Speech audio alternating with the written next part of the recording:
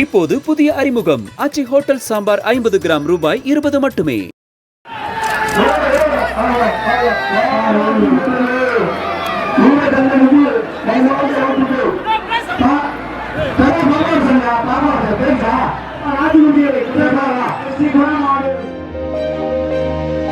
கரூர் மாவட்டம் தோகைமலையை அடுத்த இராச்சாண்டார் திருமலை கிராமத்தில் நடைபெற்ற ஜல்லிக்கட்டு போட்டியில் ஏராளமான காளைகளும் வீரர்களும் பங்கேற்றனர். போட்டியில் பங்கேற்ற புதுக்கோட்டை மாவட்டத்தைச் சேர்ந்த பெண்ணின் காளை யாரையும் நெருங்க விடாமல் களமாடி வெற்றி கண்டது.